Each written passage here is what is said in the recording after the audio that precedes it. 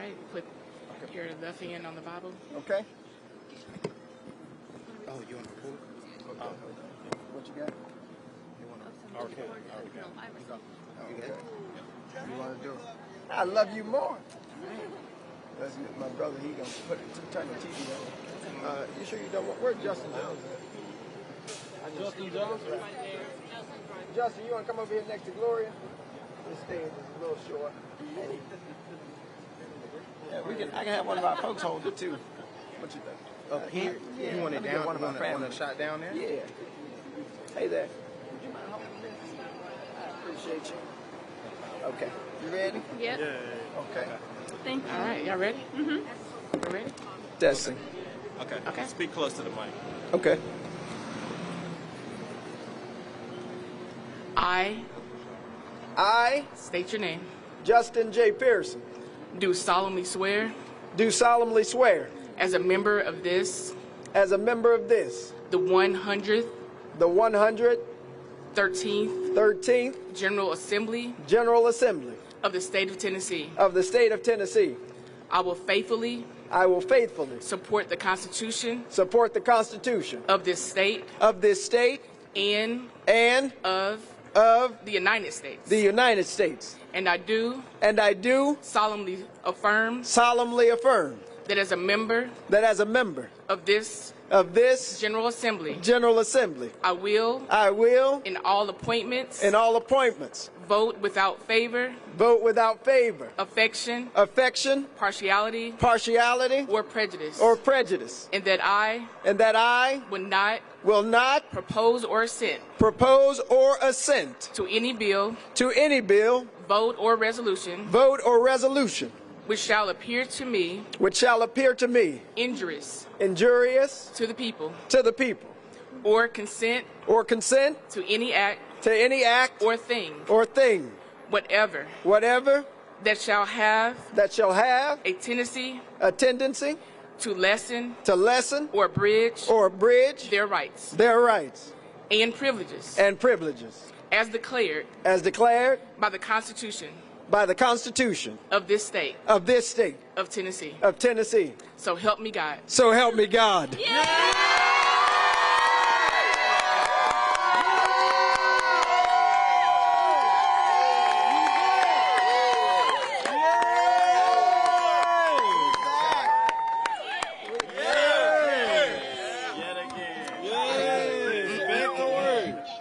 Thank you so much. Appreciate you. Thank you. Keep up the good work. Okay. Love you, brother. Time to go clock in. Thank you. Congratulations, brother. Thank you so much.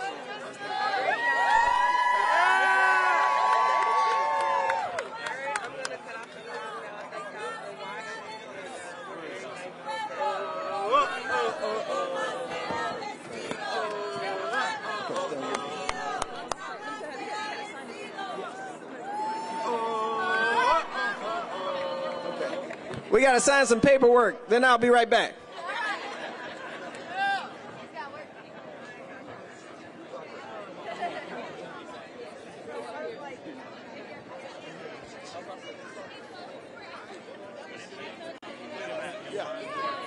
Hey.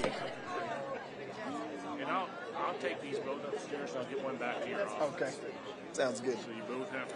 May need to use this hard paper. Paper, yeah. Because that. We set it up. Yeah, that's tough. There we go. You might want to, Representative Pearson, you might want to not sign on top of Each other, that. okay. They might bleed through. Okay. Thank you. Glory to God.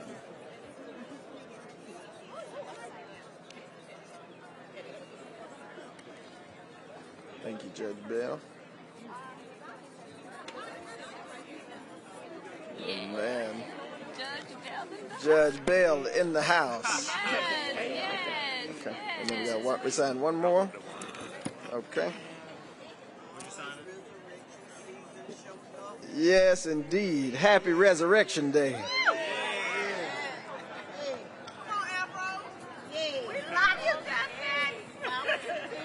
Power to the people. Power to the people. Power to the people. Power to the people. Power to the people. Yes. Thank you. Thank you. Thank you. Thank you, Your Honor. Power to the people. I had the opportunity to study in South Africa, and during the era of apartheid, there was this chant. The leader says, Amandla, and the people respond, Uwetu. Power. Power to the people. Everybody's here. Evelyn Deekhouse, William Kinney, Haley Scruggs, Mike Hill, Cynthia Peake, and Catherine Kuntz. Their lives were tragically cut short because of gun violence at the Covenant School in Nashville only a few weeks ago. Now we reel from another mass shooting in Louisville, where even a police officer younger than me is fighting for their life. Gun violence is impacting and hurting every part of our community and all people within our communities, and the solutions that we have offered are not good enough. They are not the ones that can keep us safe and protect us. Unfortunately, the solution offered by the Republican Party in the state of Tennessee was to try and expel us, try and expel our voices, and silence our fight for an end to gun violence. They worked to expel our constituents' representation by subverting our democracy for their mobocracy, where their dollars and their egos rule. But our democracy is powered by people, and people power always wins. They tried to expel this movement for justice, but it cannot be stopped, because I see folks at ages 9 and 12 and 22 and even 92, people who are refusing to be bowed down, bent, or broken, standing up for what is right, getting proximate to those who are suffering, because it is there with those folks who are suffering that the wells of democracy run deepest. As my mother says, what the devil meant for bad, God meant for good. God meant for good. God needed to reignite this movement to end gun violence. God needed to catalyze the conversation about anti-democratic behavior of the Republican Party in the state of Tennessee. God needed to wake us up to the reality of this moment, that we've got a new generation and new ideas and new beliefs in order to guide us into the future. And so what Cameron Sexton meant for bad, God has turned into good. We realize that there are already more mass shootings than days in this country. We realize that the challenges of gun violence and its pervasiveness we see every day. In communities like ours in Memphis and Shelby County, we see this too often, because there's a proliferation of bad and poor policies coming out of this state legislature. They don't realize that these bullets are doing more than hurting just people. They're shattering communities. At the grocery store, on your walks, at the bank. It is the proliferation of guns, the legislation that removed the need to have permits, that have been a disaster for our communities. Our law enforcement, which many people praise, are being forced to go to war when they just are going to work. Kids are told to go to fortresses instead of to go to school and places of learning. We're told to go to church carrying the status quo's thoughts and prayers, while we must be in fear that somebody will walk in with an assault weapon. Because they're in the hands of ordinary citizens, we've got better solutions to these very challenging and troubling problems. And it's about time that we implement those solutions in the state of Tennessee. And we right now are showing Tennessee and the country that there's only one way forward. That the principalities and the wickedness in high places is not the way. That there will be a new building of this building. with the foundation built on love, with pillars of justice rising up, with rafters of courage covering us, with doors that are open to everybody in the state of Tennessee, not just rich somebodies, but everybody, not just straight somebodies, but everybody's, not just Republican somebodies, but everybody. We are showing this state and the country the only way forward. And I got to tell you that good news, we're going to win. I got to tell you, we're going to win. This has been a difficult legislative session if you watch anything. You've seen bills passed against drag shows. You've seen transgender children lose health care. You've seen talk about retaining third graders from school, disproportionately hurting black and brown children. You've seen some terrible things that have happened, and you might wonder, how is it that we can still in this moment, after we've just been expelled, but we're back? How we can still have courage and hope and faith in this democracy in Tennessee.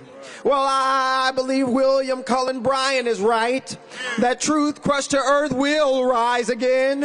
I believe James Russell Lowell is right, because truth forever on the scaffold, wrong forever on the throne.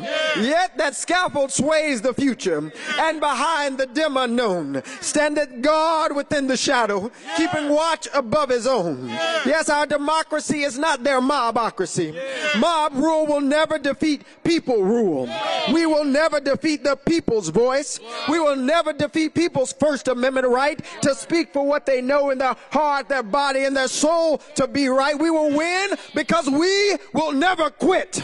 And if we never quit, even in a place like Tennessee, we'll see days of justice spring forth. If we never quit, we'll see the governor signing executive orders to expand universal background checks. If we never quit, we'll see a governor named Pilot demanding just legislation for red flag laws. If we never quit, I assure you we will win, because we'll always center the voices of the marginalized. We'll always center the voices of the poor. We'll always center queer folks. We'll always center marginalized folks. We'll always center excluded folks. We'll always move people who've been pushed to the periphery to the center of the conversation to lead the march toward justice. And I know that when young people and older people, when rich people and poor people build Heather McGhee's solidarity dividend, justice will roll down like waters and righteousness like an ever-flowing stream. Well, Representative Pearson, how do you know? Because it was just 1 week ago that we sat in the State House on the well of democracy and were persecuted. We're called out of our names. We're talked down to and talked about. We're told we didn't understand democracy. We didn't understand our responsibility. Told we didn't belong here. But today, just a week later, there's resurrection that's been promised to a persecuted people. There's a resurrection that's been promised to a persecuted people. And so for each and every one of us, we've got good news. That resurrection is promised to persecuted people. We've got news of a resurrection of hope, of a resurrection of justice, of a resurrection of faith, even in Tennessee. And I'm so glad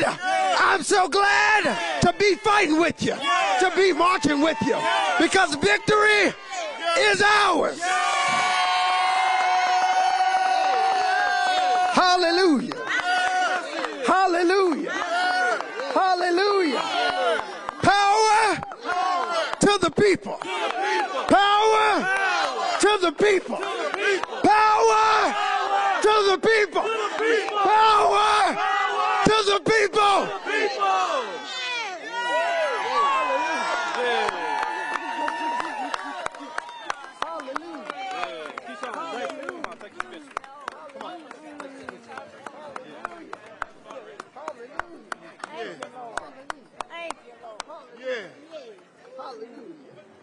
Hallelujah. Keep on fighting. Hallelujah. Hallelujah. Yeah. Yeah. Hallelujah. Hallelujah.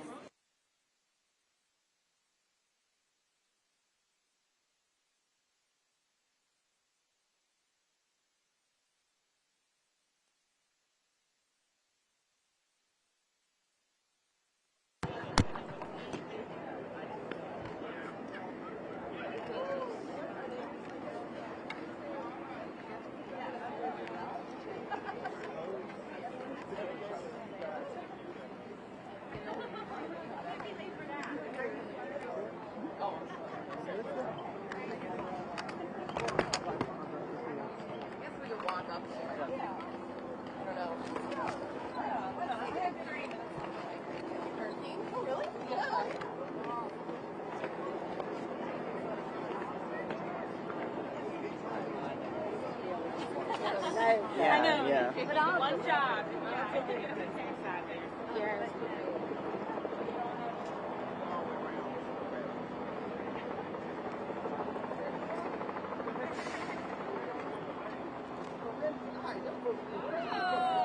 it your name? Is it your name on the picture? Okay, it's black and fat. So I'm going to have a right. There we go.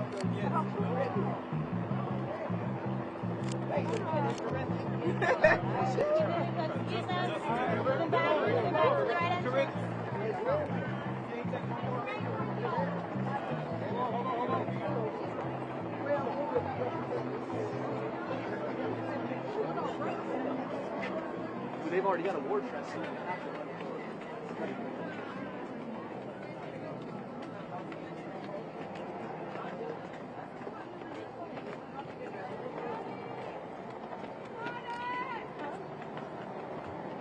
Oh, my t-shirt says, make America the White House.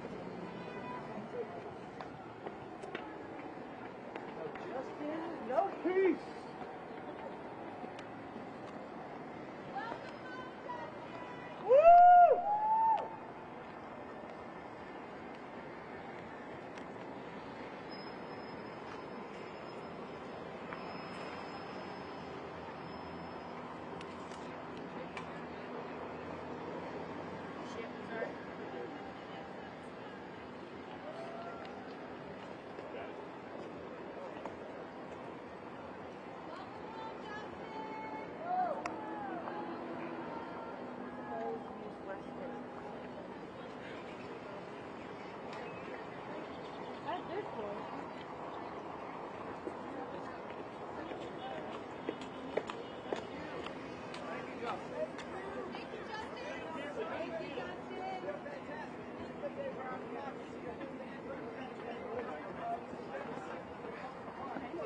Oh, you good?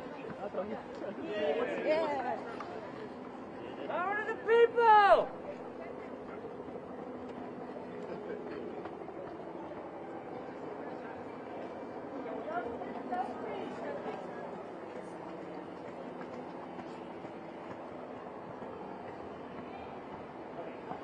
I got the gun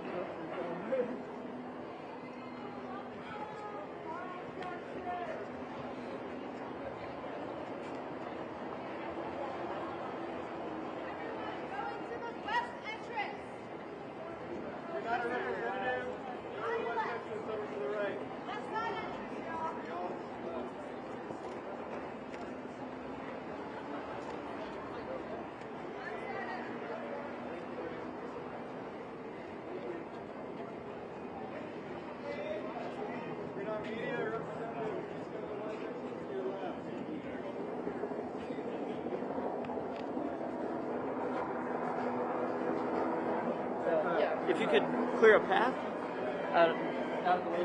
Let's go!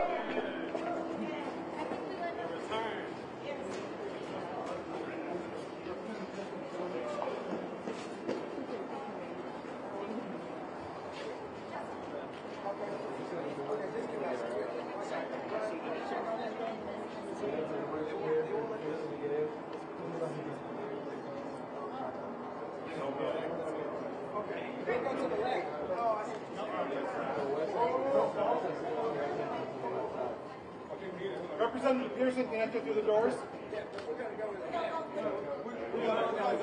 All go together? Okay.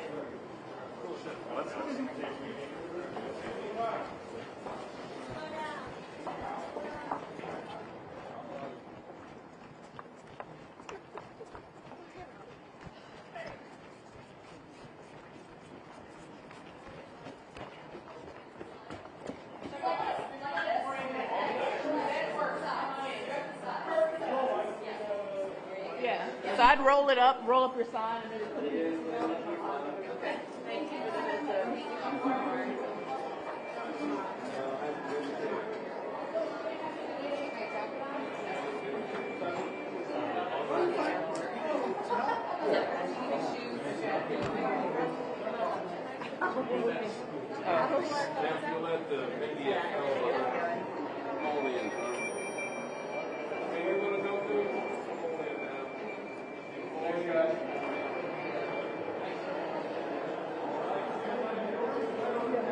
Come in here.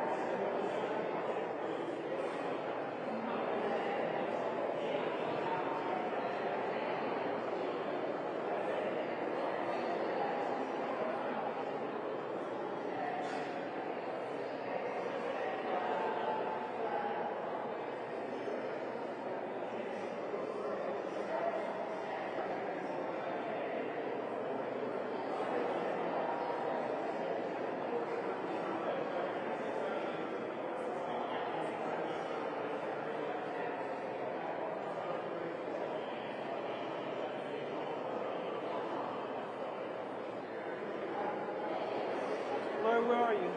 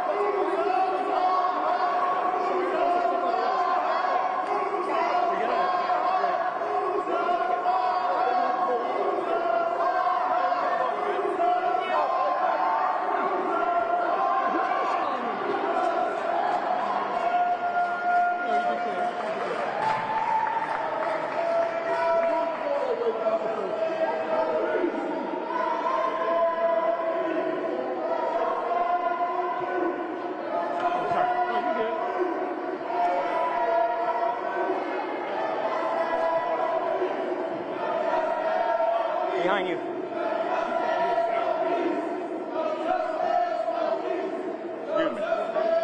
Excuse me.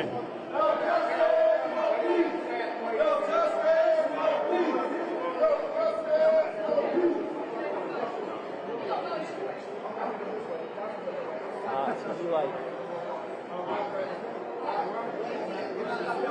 Thank you so much.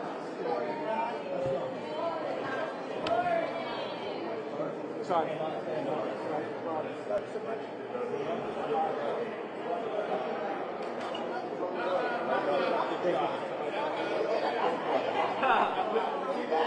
White man.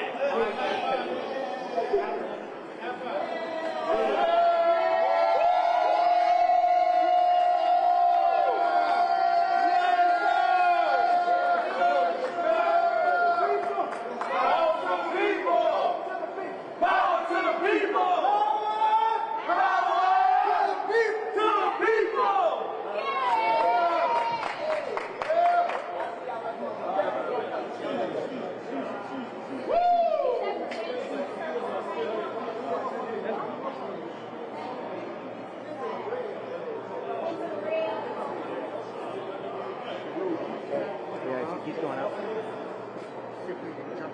Yeah.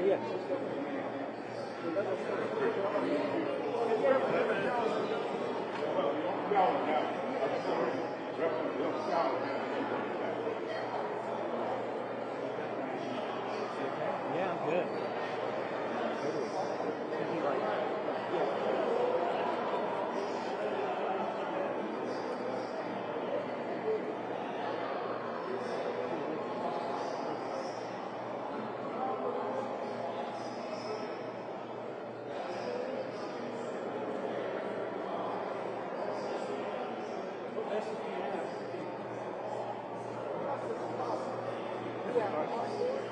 We have to fight for it. We have to protect it. Justice is possible. And anti-democratic behavior that silences those who want to see the government cause children insurrection. That will not stand. And in the state of Tennessee, we have an opportunity, obligation, and a responsibility to continue to move this movement forward. And I believe that if we listen to the voices of the children, if we listen to the millions of voices we've heard over these past few weeks, Tennessee can become the place that we all know that it can be. But we cannot have folks supporting autocratic behavior in democracy, supporting mob rule in democracy. We have to have the voices of all people represented. Just representation nationally. We have just representation with justice on its side. Thank you.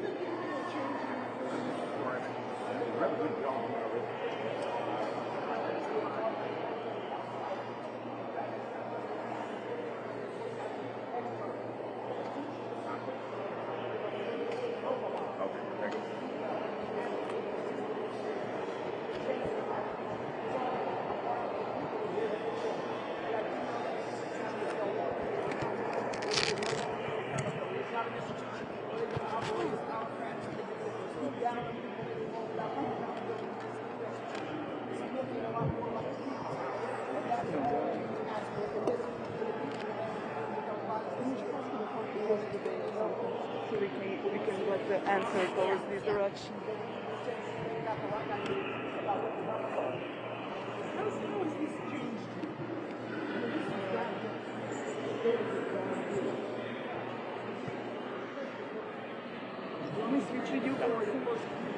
Sorry. Be a Christian person, you know what it means for the government to attack you. You know what it means to have innocent people who get criminalized because of doing what they know to be right.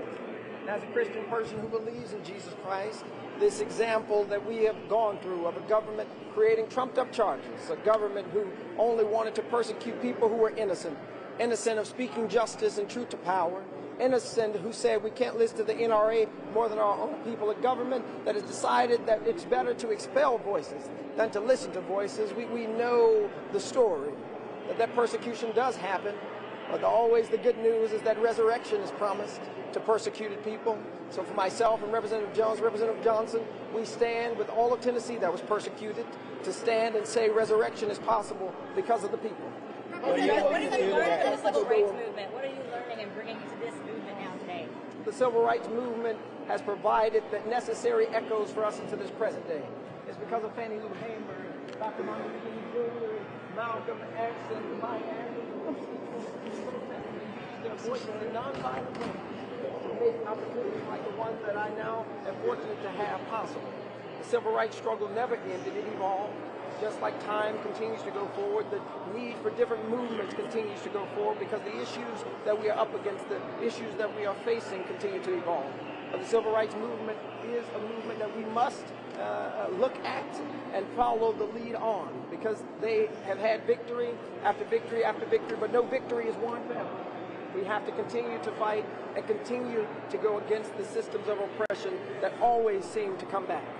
What do you hope to accomplish today? What's going through your mind when those doors open? Today, the goal is to serve.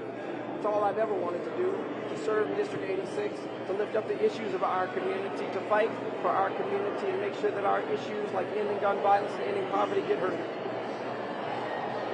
How do you feel today? I feel determined as ever today, hopeful as ever today, inspired as ever today, because the mark of the moral universe is bending toward justice, not because Cameron Sexton had a change of heart, but because the people who represent the communities we come from realize that our hearts are pure, and our issues matter, and our democracy matters, and our democracy cannot ever be destroyed or bargained or bought away because somebody doesn't like what you say. How important is the day, not just for Tennessee, but for USA? How important is this day? This is an extraordinary day for our democracy. This is a very important day for American democracy and for Tennessee's democracy. And it's an important day for District 86 to once again have representation in the State House just as they had elected me to do in the first place. Any other questions? No, we can't make it. Okay. Let me call Justin in the morning, okay? Thank you all so much. You ready to go in, sir? Excuse me. Excuse me.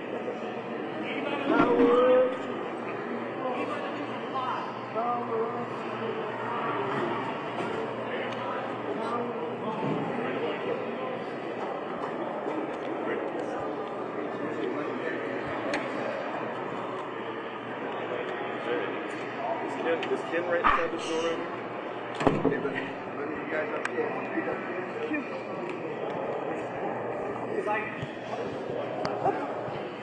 I'll just start by you. Thank you. Thank you.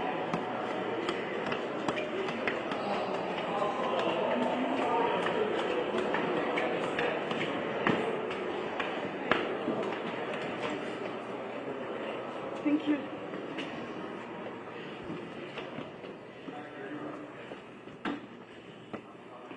There was a presser.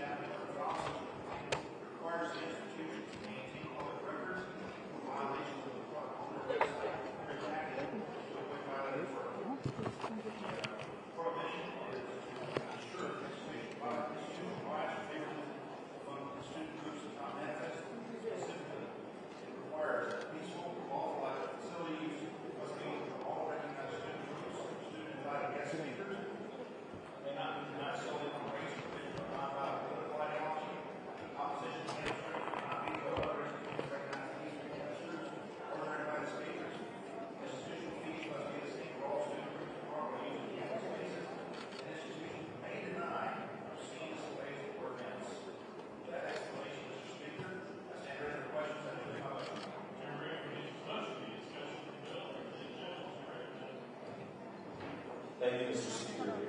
Ms. Washington, please take the questions. The concepts you want to ban and have tried to prohibit being discussed at the college level? Chairman Reagan. Thank you, Mr. Speaker. To the representative, I believe in God. All else is settled by facts and data. Representative Jones. Mr. Speaker, he didn't. That's not an answer. Let's try again. Do you believe that college students are mature enough to handle conversations about systemic racism and the history of oppression in America that you're trying to prohibit under this bill? Chairman Reagan. Thank you, Mr. Speaker. I have addressed your question already, sir. Representative Jones. So we're playing not answer, okay. Representative Reagan, what type, you call this the freedom of expression bill, but it's prohibiting concepts from being discussed freely on college campuses, and it's instituting a rogue reporting process where students can report professors for teaching this list of 16, 17 issues. Can you explain the impetus for this bill? What is the origin? What motivated you to write this bill? It seems like it's based off of white fragility, fears of teaching the truth of history. What was your reason for writing this bill? Chairman Reagan. Thank you, Mr. Speaker. This bill was brought to me by a dean of college education who I worked with in addition to another university also contributed to this bill. That was my motivation, sir. Representative Jones. Can you name that person? Who asked you to bring this legislation? Chairman Reagan. I would prefer not to, sir. That's between me and the person who brought it to me. If you wish to discuss that in private, I'd be glad to do it. Representative Jones. Thank you. Representative Reagan, you grew up at a time where America was segregated. Under this bill, we can't teach that history. So I'm just trying to figure out how will we be honest about our history if you're prohibiting any concepts about America's racist history. It says here we can't talk about any type of unequal system that ascribe character traits, values, moral, ethical codes, privileges onto a certain race. You say that we can't talk about the history of struggle in America. Can you explain how we would talk about these issues and why you're so fearful about even college students discussing them? Chairman Reagan. Thank you, Mr. Speaker. Your assertion is incorrect, sir. It does not prohibit discussing these. Representative Jones. Representative Reagan, this is under prohibited concepts. These are things that, according to this bill, under present law, the following concepts are defined as divisive concepts. And under this law, there's a reporting process where students can report professors for teaching these concepts. This sounds like fascism. This sounds like authoritarianism. This does not sound like democracy or freedom. And so again, this bill is very troubling to anybody who believes in constitutional rights and who believes in in America's promise of freedom of expression.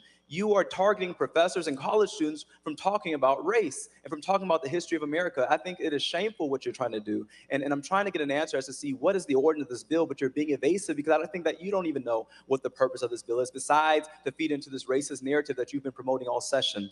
And so my question to you, Representative Jones, that's a personal attack and you're out of order. Please refrain from making those claims when you're on the bill. Thank you. Continue, Representative Jones. Thank you, Mr. Speaker. It is not a personal attack. It's a matter of fact. I've sat in committees. Representative Jones, you made a direct comment to the representative accusing him of something. That is a direct attack. I would ask you to refrain from doing that and stick to the bill, please. Representative Jones. Thank you. Representative Reagan, do you believe that it is racist to prohibit concepts on systemic racism in the history of America? Chairman Reagan. Thank you, Mr. Speaker. Once again, my belief is in God. I settle other things with facts and data. The fact of the matter is, sir, this bill is not racist. It is not unconstitutional. Representative Jones. We keep bringing up God, but God says in Isaiah 10, woe to those who pass unjust laws that hurt the poor and rob them of their rights. And so stop using God to justify your bigotry. Stop using God to justify hatred and racism. Stop using God to put Jones, you are out of order. You're out of order. That's the third time you've accused a member of doing something or being something on the House floor. That's the third. Chairman Reagan, would you like to respond? No, thank you, Mr. Speaker. Representative Jones, last chance. Mr. Speaker, this member has consistently invoked God to justify this unjust, immoral, extreme racist law. I was merely trying to respond because Thank you, Representative Jones. Representative Pearson. Thank you, Speaker. This is a deeply concerning bill because it is continuing a pattern of practice that is harmful to all people. When you begin to attack education and educational institutions that seek to tell the truth about racism, sexism, these other quote-unquote divisive concepts, when you try to control what a person thinks, then you are assuming the role of God rather than allowing the freedom of thought that built American educational institutions. I'll read some of this bill because I've got some folks here from Memphis and folks who are watching who need to see what the Tennessee General Assembly is calling divisive in our time. 1, race or sex is inherently superior or inferior to another race or sex. An individual, by virtue of an individual's race or sex, is inherently privileged, so we can't talk about white privilege. Racist, sexist, or oppressive, whether consciously or subconsciously. Subconsciously, I'm assuming sponsor means we can't talk about biases, which we all have. An individual should be discriminated against or receive adverse treatment because of the individual's race or sex.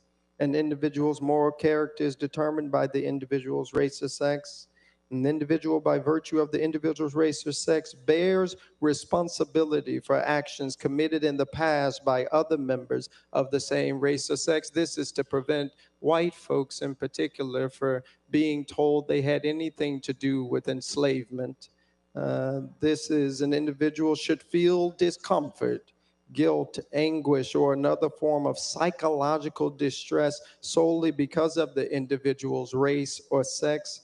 A meritocracy which does not exist because a society that committed genocide against Native Americans, enslaved Black African American people for over 250 years cannot be a meritocracy because we didn't all start at the same place. But you will not be able to say a meritocracy is inherently racist or sexist or designed by a particular race or sex to oppress another sex, despite the fact that in the the United States of America's Constitution that we all swear an oath on, Black people were considered 3/5 of a person. Only rich white men could vote, not women. But you tell us that those things we wouldn't be able to talk about. The state of the United States is fundamentally or irredeemably racist or sexist. And that's the part I would like to talk about, if you don't mind. And the reason I'll vote against this legislation is actually because I do believe this state, this country is redeemable. But it is not going to be redeemed or resurrected if we allow the status quo to persist that silences different ideas. It will not be redeemed if we do not have the courage to look at ourselves and our institutions in the face and demand that they do better. It will not be redeemed if we operate business as usual and not do the work of justice. America is redeemable. The state of Tennessee is redeemable.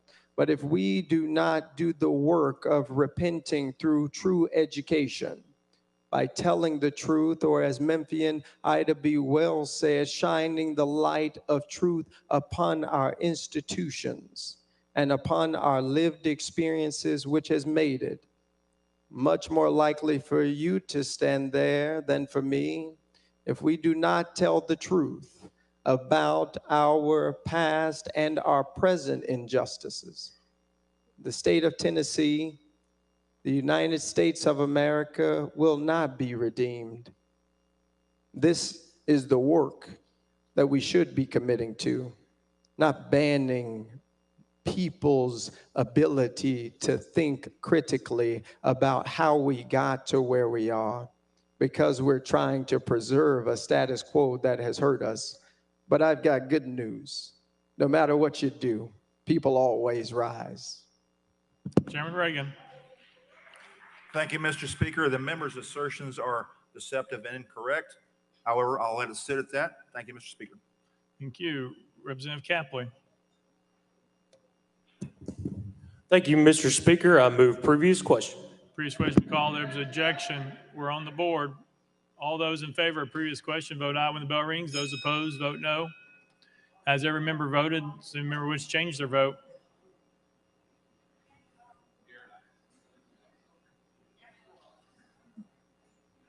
Mr. Clerk, take the vote. Aye 68, 26 nays. Previous question prevails. Let the journal reflect Representative Whitson is excused.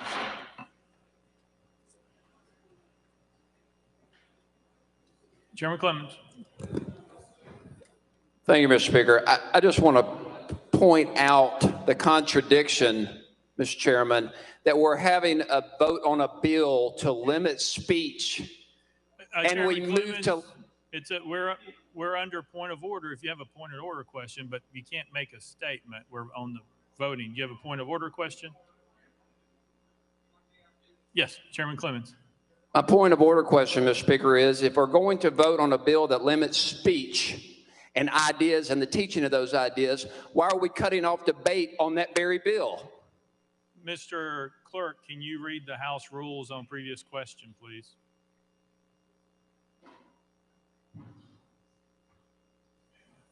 Mr. Speaker, the previous question shall only be admitted when demanded by 2/3 of the members present and may be applied to the main motion, the main question, and amendment, the main question and amendment to the amendment. If the question prevails on the main motion, its effect shall be to preclude all future amendments and terminate all debate. Chairman Clemens, you have a question on that? My question is, why are we going to allow that on such an important issue of debate in this House of Representatives? And why are we allowing people to call the question when debate is necessary? Chairman Clemens, you understand the House rules that if someone calls for previous question, that's a non-debatable motion that goes to the board for previous question. That's what happens when someone calls previous question. You have a question on that? Chairman Clemens. Thank you, Mr. Speaker. The complaint I'm hearing is that that was not debate. That is a direct result of a 5-minute rule that limits debate. Chairman Clemens, when we need once again, you're off. If someone calls previous question, that the rule that has been in place in this House prevails. It's never changed. It's always been the rule that it has. Anybody at any time can call previous question if they do it in the proper manner, as we have done many times on the House floor. There was a list of people to have questions, but if anybody at that point calls previous question, then the clerk puts the vote up if there's objection. It didn't have anything to do with any time limits or anything like that. It was based on the next person on the list who was going to talk, and they chose to call previous question.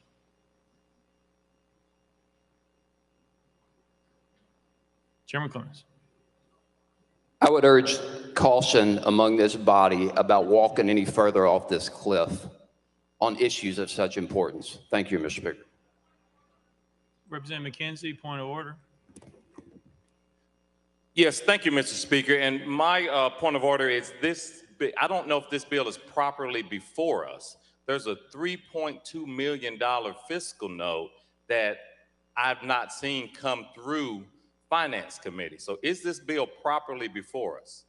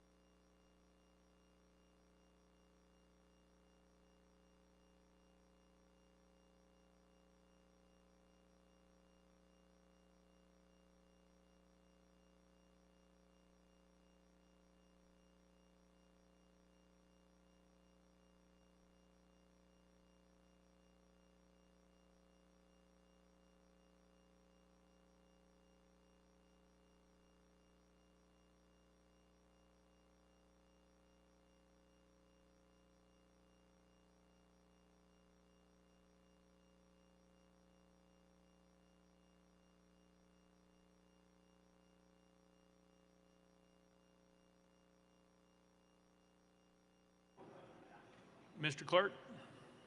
Mr. Speaker, the fiscal memo on the amendment states that the bill as amended is not significant. Representative McKenzie. I'm sorry, I didn't hear the tail end. I apologize. Mr. Clerk. Mr. Speaker, the fiscal memo that was issued on the amendment is not significant. Representative McKenzie. Representative McKenzie. Representative McKenzie. Thank you, Mr. Speaker. I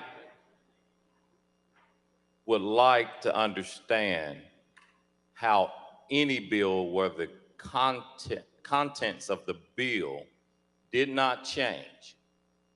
Everything in the bill was in the bill before with a $3.2 million fiscal note, and how a simple amendment takes that fiscal note to zero. I'm trying to understand how that bill can be properly before us. It's properly before us because the Senate amendment says it's not significant. And that's a job of fiscal review, which we all know makes determinations on all pieces of legislation, on all amendments that are filed that do put fiscal notes on it, positive or negative. Sometimes it puts not significant. Sometimes it says other impacts. But in this case, this amendment from fiscal review says not significant. Representative McKenzie. Thank you, Mr. Speaker. Just so a point of clarification on that, to be clear, is there any verbiage change from the Senate's version of the bill to the House bill? Representative McKenzie, we are under point of order. We are about ready to vote on the bill, so that unfortunately can't be addressed. If you have a point of order, Representative Parkinson. Thank you, Mr. Speaker. Mr. Speaker, my point of order is, would it be out of order to make a motion that we suspend the rules, that rule regarding the calling of the question? No, I'm asking about a rule, sir. Mr. Clerk. Mr. Speaker, since previous question has prevailed on this particular bill, you cannot make a motion to suspend the rules at this time.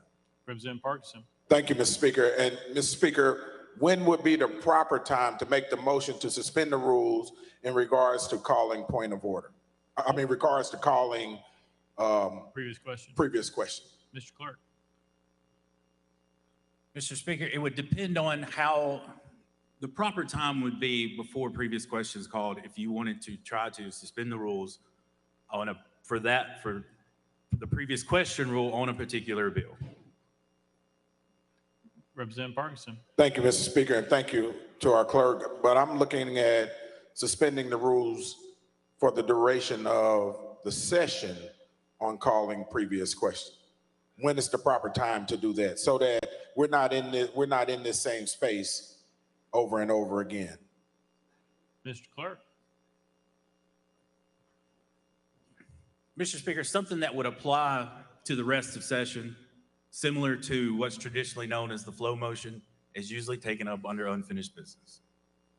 Representative Parkinson. Thank you, sir. Thank you. Representative Hardaway. Thank you, Mr. Speaker. I've got a parliamentary inquiry. Yes, sir.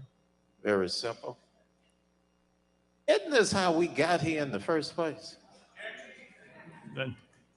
That's a statement. You have a question for the Mr. Clerk? Representative Hardaway. It's a question, sir. It's to you. We're under point of order. You said you had a parliamentary question or procedure. That is not under that. Representative Hardaway. Thank you, Speaker. I thought that we had some discussions about how debates would proceed and we would be a deliberative body. I thought that that's something that in fact, I thought I heard you say, and I'm trying to see if this is a violation of that. That's my inquiry. Mr. Clerk, So, thank you. Can you read the previous question rule again for Representative Hardaway, please?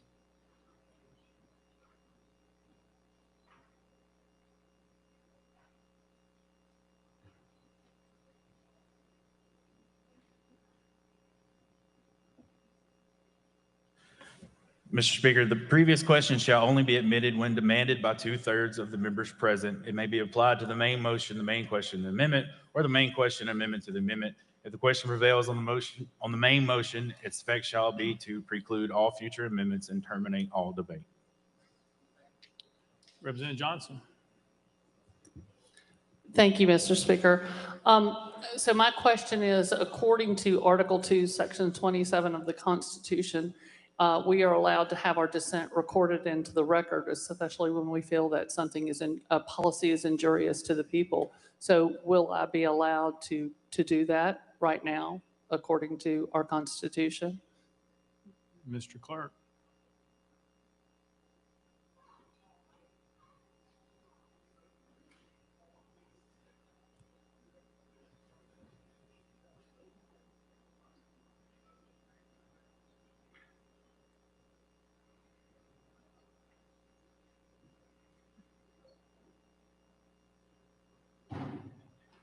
Mr. Clerk. Mr. Speaker, I will read that section of the Constitution.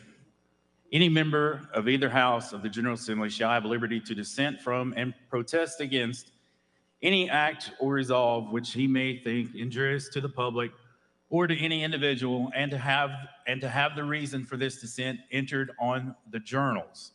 If the member wishes to submit a statement to the journal, they may. Similarly, our House rules state that if a member wants to put a reason for their vote into the journal, that will also be done. But an oral explanation of a member's vote is not permitted. Representative Johnson. Thank you. Leader Lambert.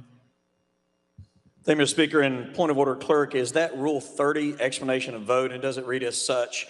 Any member may have written into the journal an explanation of such member's vote on any particular motion, resolution, or bill by presenting to the clerk an appropriate explanation in typewritten form However, an oral explanation is not a matter of privilege and should not be allowed from the floor. Is that the appropriate rule? Mr. Clerk. Mr. Speaker, that's correct. Representative Jones. Thank you, Mr. Speaker.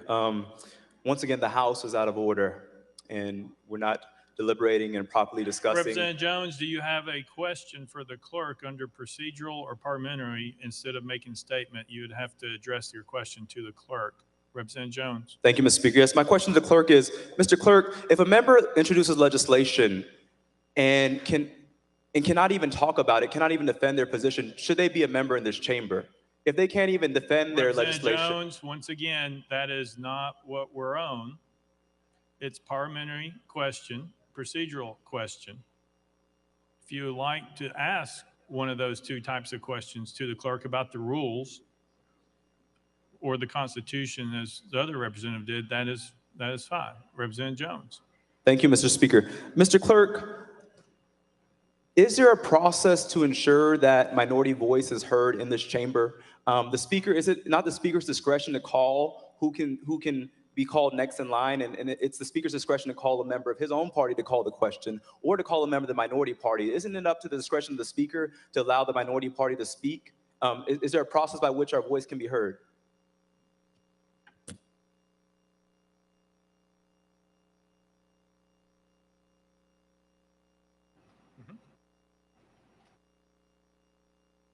Mr. Clerk. Mr. Speaker, the Speaker keeps a list of members as they request to speak. The Speaker goes through that list. If someone on that list makes a motion, for example, previous question, and that prevails, then that's where the body is.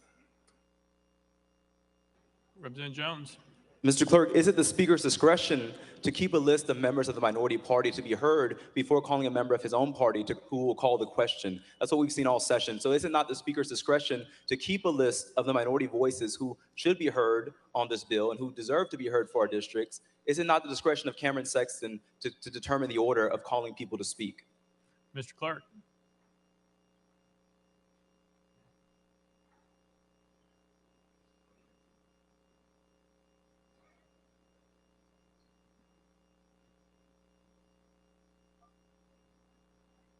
Mr. Speaker, duties of members towards the Speaker.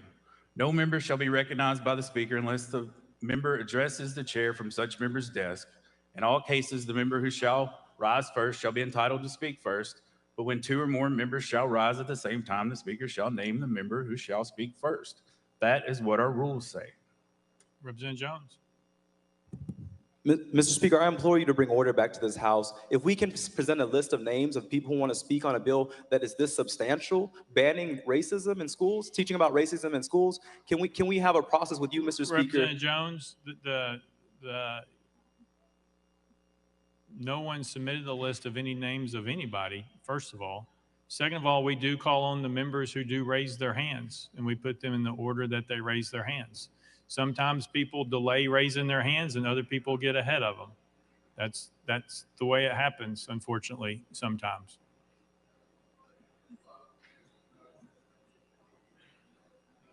Representative Leatherwood was wanting to be recognized. Yes, sir, Mr. Speaker and Mr. Clerk. Going back to a previous question to the clerk, I was wondering, would the amendment from the Senate that rewrites this whole bill and it removes the requirement for certain reporting and it removes the requirement that certain mentoring takes place, couldn't this logically reduce the fiscal note to being not significant? I got you. I got y'all. I got you. Representative Leatherwood, that's not a question that can be asked, but I think you take that under advisement with the finance chair if you'd like to have that question with her. All right. Looks like that's it. We're all voting. All those in favor of Senate Bill 817, vote aye when the bell rings. Those opposed, vote no. Has every member voted? Does any member wish to change their vote? Barrett, aye.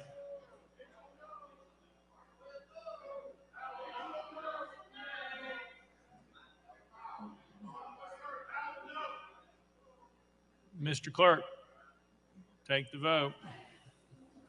73, 25 nays. Senate Bill 817, having received a constitutional majority, I hereby declare passed without objection. The motion reconsiders table. Call up next bill, Mr. Clerk. House Bill 514 by Chairman Terry, relative to medical cannabis. Mr. Speaker, the Senate bill is on the desk. Chairman Terry, you're recognized. Thank you, Mr. Speaker. I move to substitute and conform to Senate Bill 329. Chairman Terry moves substitute and form Senate Bill 329, probably seconded without objection. So ordered. Chairman Terry. Thank you, Mr. Speaker. I move passage of Senate Bill 329 on third and final consideration. Chairman Terry moves passage of Senate Bill 329 on third and final consideration. Probably seconded. Mr. Clerk, call First Amendment. House Health Committee Amendment number 1. Mr. Speaker, it's the same as Senate Amendment number 1. Vice Chairman Leatherwood, you're recognized.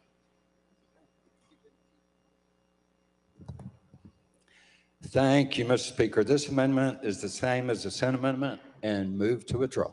Without objection, amendment number 1 withdrawn. Next amendment, Mr. Clerk. Mr. Speaker, no further amendments. Chairman Terry, you're recognized. Thank you, Mr. Speaker. This bill will allow for a qualifying patient to serve on the Cannabis Commission. I renew my motion. Chairman Terry renews this motion. Let the journal reflect Representative McKenzie is excused. Any discussion on the bill? Representative Dixie. Thank you, Mr. Speaker. To the sponsor, there's currently already a cannabis commission, correct? Chairman Terry. That is correct. Representative Dixie.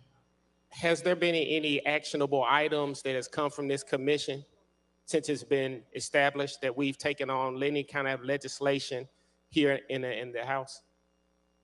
Chairman Terry. Thank you for the question.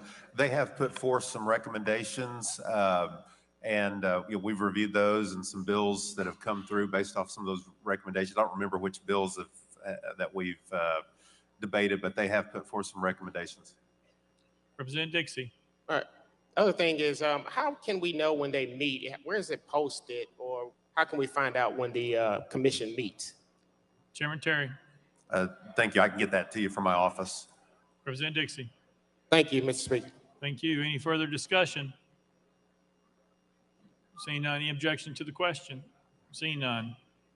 All those in favor of Senate Bill 329 vote aye when the bell rings. All those opposed vote no. Has every member voted? Does any member wish to change their vote? Barrett, aye. McCalman, aye. Hazelwood, aye. Rudder, aye. Powell's, aye. Mr. Clerk, take the vote. Ayes 84, 8 nays. Senate Bill 329, having received a constitutional majority, I hereby declare passed without objection. The motion reconsiders taken. Call the next bill, Mr. Clerk. House Bill 940 by Representative Alexander and others relative to children. Mr. Speaker, the Senate bill is on the desk. Representative Alexander, you're recognized. Thank you, Mr. Speaker. I move to substitute and conform to SB 0722. Representative Alexander moves substitute and form Senate Bill 722, probably second without objection. So ordered. Representative Alexander. Thank you, Mr. Speaker. I move passage of Senate Bill 0722 on third and final consideration. Representative Alexander moves passage of Senate Bill 722 on third and final consideration. Probably second. Mr. Clerk, call First Amendment. House Civil Justice Committee Amendment number 1. Mr. Speaker, same as Senate Amendment number 1. Chairman Farmer, you're recognized. Thank you, Mr. Speaker. Move to withdraw. Without objection, amendment number 1 withdrawn. Next amendment, Mr. Clerk. Mr. Speaker, no further amendments. Representative Alexander, you're recognized. Thank you, Mr. Speaker. This bill, which is Abrams law, requires all judges involved in child custody proceedings to complete at least 2 hours per year or 10 hours per 5 years of training and continuing education courses on domestic violence and child abuse. Requires the Administrative Office of the Courts to offer training and education courses either virtually or in person in conjunction with the annual meetings of the judicial conferences.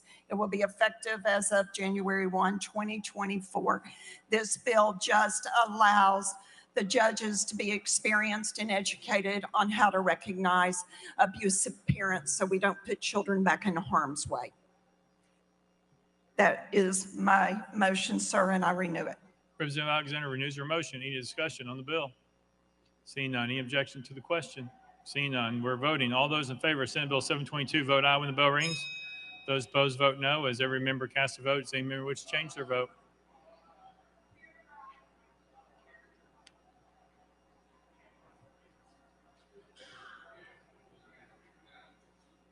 Mr. Clerk, please take the vote.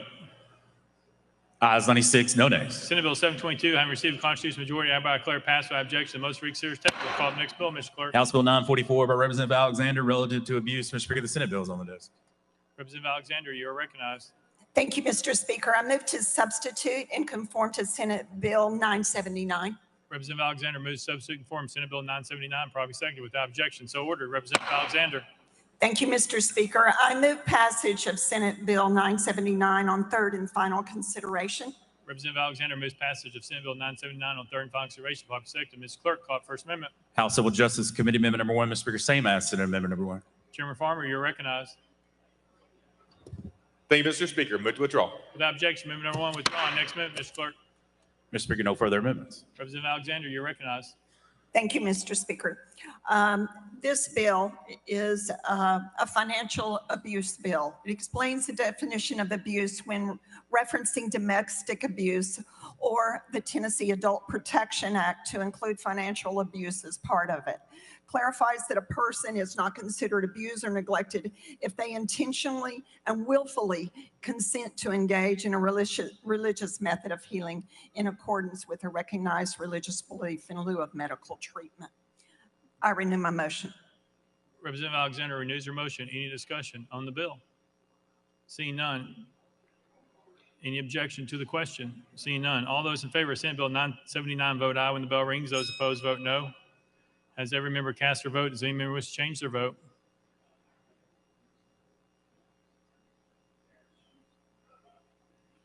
Mr. Clerk, take the vote. Ayes 94, no nays. Senate Bill 979 having received a constitutional majority, I hereby declare passed without objection. The most reconsidered table. Call the next bill, Mr. Clerk. House Bill 379 by Representative Beck and others relative to protective services. Representative Beck, you're recognized. Thank you, Mr. Speaker.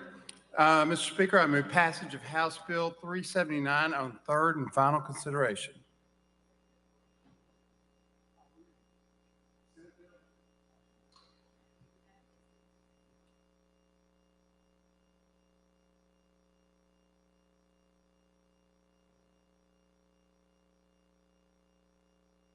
Then back. Mr. Speaker, I renew my motion for House Bill 379 on third and final consideration. Call it First Amendment, Mr. Clerk. House Commerce Committee Amendment number 1. Chairman Vaughn, you're recognized. Thank you, Mr. Speaker. The amendment rewrites the bill, so we're going to move to adopt and defer to our sponsor for the explanation. Chairman Vaughn moves adoption amendment number 1, probably seconded. Any discussion on the amendment? Seeing none. All those in favor of amendment number 1 say aye. Aye. All those opposed say no. The ayes have it. You adopted. Next amendment, Mr. Clerk. Mr. Speaker, no further amendments. Representative Beck, you're recognized. Thank you, Mr. Speaker. Last year, this House passed Dallas's law to protect our citizens and our visitors. This bill will change 3 things in that law. Dollywood and some of the private universities that have ABC license have asked us to make it where their security guards can carry pepper spray. Second, this makes a delineation between contracted security guards and employee security guards. Number 3, it makes clear that from hospitality, that hotels and other employees that make security sweeps are not considered to be security guards. And with that explanation, I renew my motion. Representative Beck renews his motion. Any discussion on the bill? Seeing none. Any objection to the question? Seeing none. All those in favor of House Bill 379 as amended vote aye when the bell rings. Those opposed vote no. Has every member voted? Does any member wish to change their vote?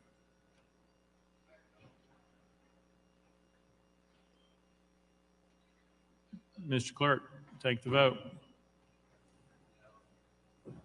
Ayes 86, 2 nays. House Bill 379 having received a constitutional majority, I hereby declare it passed without objection. The motion reconsiders tabled. Call the next bill, Mr. Clerk.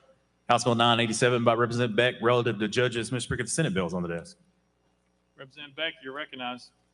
Thank you, Mr. Speaker. I move to substitute and conform to Senate Bill 944. Representative Beck moves to substitute and conform to Senate Bill 944, properly seconded without objection. So ordered. Representative Beck. Thank you, Mr. Speaker. This bill simply requires the Board of Judicial Conduct to notify the complainant of the results of their findings and gives the complainant 14 days to appeal to the Supreme Court. And with that, Mr. Speaker, I renew my motion. Representative Beck moves passage of Senate Bill 944 on third and final consideration, properly seconded. Mr. Clerk, call it first amendment. House Civil Justice Committee Amendment number 1, Mr. Speaker, it's the same as Senate Amendment number 1. Chairman Farmer, you're recognized. Thank you, Mr. Speaker. Move to withdraw. Without objection, amendment number 1 withdrawn. Next amendment, Mr. Clerk. Mr. Speaker, no further amendments. Representative Beck, you're recognized. Thank you, Mr. Speaker. I got ahead of myself.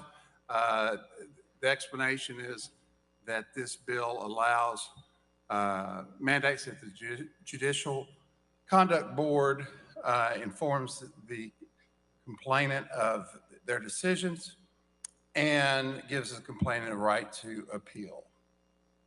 And with that, Mr. Speaker, I renew my motion.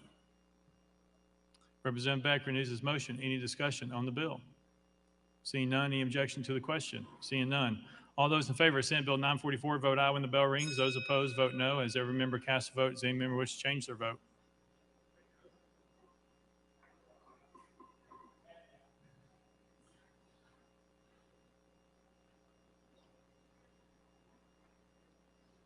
Mr. Clerk, take the vote. Ayes 88, 4 nays. Senate Bill 944, having received a constitutional majority, I hereby declare it passed without objection. The most for serious table. Call up next bill, Mr. Clerk. House Bill 647 by Representative Baum and others relative to medical records. Representative Baum, you're recognized.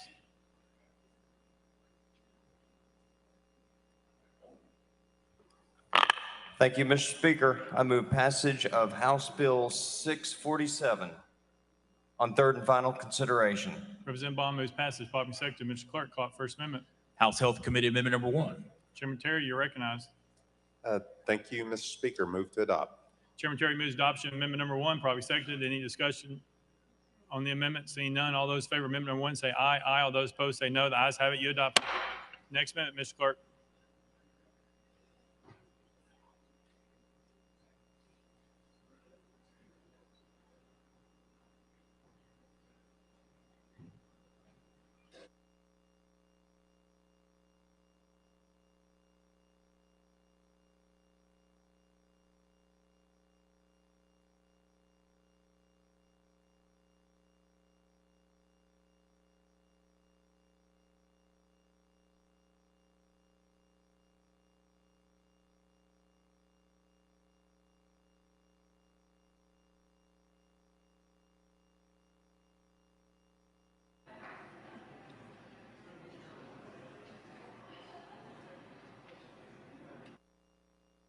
Representative Baum. Mr. Speaker, I would like to have this bill re-referred to the Health Committee. Without objection, re-referred to Health Committee. Call next bill, Mr. Clerk.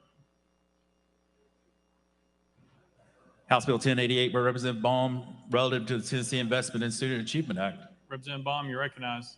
Thank you, Mr. Speaker. I move passage of House Bill 1088 on third and final consideration. Representative Baum moves passage. Properly seconded. Mr. Clerk, call it first amendment. House Education Administration Committee Amendment number 1. Chairman White, you're recognized. Thank you, Mr. Speaker. The amendment rewrites the bill, so I move to adopt and defer to the sponsor for explanation. Chairman White moves adoption of amendment number 1. Properly seconded. Any discussion on the amendment? Seeing none, all those in favor of amendment number 1 say aye. Aye. All those opposed say no. The ayes have it. You adopted. Next amendment, Mr. Clerk. Mr. Speaker, no further amendments. Representative Baum, you're recognized.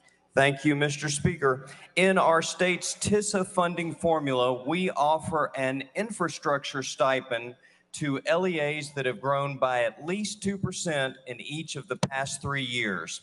The Department of Education and I are concerned that COVID may have affected the growth rate during some of those years, and so this bill provides LEAs a second way to become eligible for these infrastructure stipends. It does this by considering growth in 3 years that were not affected by COVID. It eliminates 2 academic years that we believe were most impacted by COVID. I renew my motion. Representative Baum renews his motion. Any discussion on the bill? Chairman Clemens, you're recognized. First of all, Representative Baum, I just want to say thank you. Second of all, this bill, which I support, I just want to encourage our colleagues to take a look at the real need for infrastructure investment by the state of Tennessee, not only to this degree, but to the others, because what we have seen is a lot of fixed costs associated with the policies pulling money out of our traditional public schools into other private entities. And we need to do a better job as a state of Tennessee investing and covering those costs like we're constitutionally required to do for our traditional public schools in Tennessee. So again, I just want to say publicly, thank you, and thank you for this legislation. Representative Baum, you're recognized. Thank you. Appreciate your comments. Any further discussion? Seeing none, any objection to the question? Seeing none, all those in favor of House Bill 1088 as amended, vote aye when the bell rings. Those opposed, vote no. Has every member voted? Does any member wish to change their vote?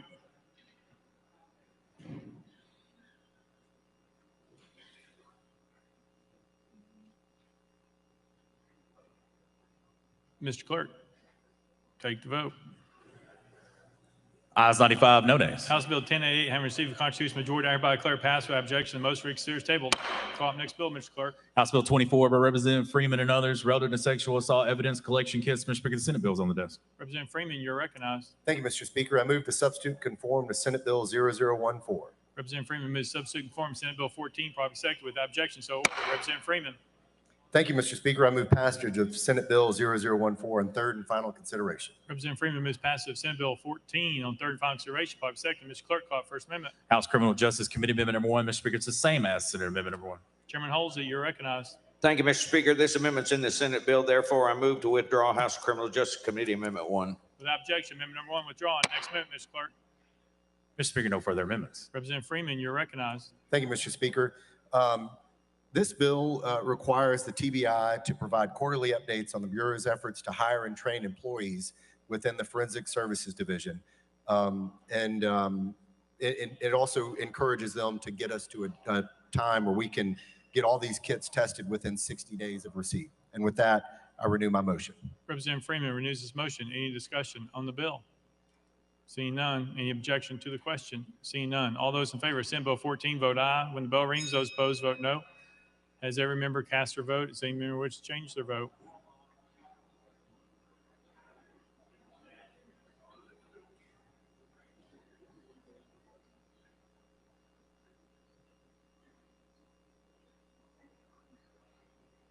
Mr. Clerk, take the vote. Ayes 95, no nays. Senate Bill 14, having received a constitutional majority, I hereby declare passed without objection. The motion reconsider is tabled. Call up next bill, Mr. Clerk. House Bill 685 by Representative Freeman, relative to highway safety. Representative Freeman, you're recognized. Thank you, Mr. Speaker. I move passage of House Bill 685 on third and final consideration. Representative Freeman moves passage, probably second. Mr. Clerk, call it First Amendment. House Transportation Committee Amendment number 1. Chairman Howell, you're recognized. Thank you, Mr. Speaker. This amendment rewrites the bill. Move to adopt and to defer to the sponsor to explain.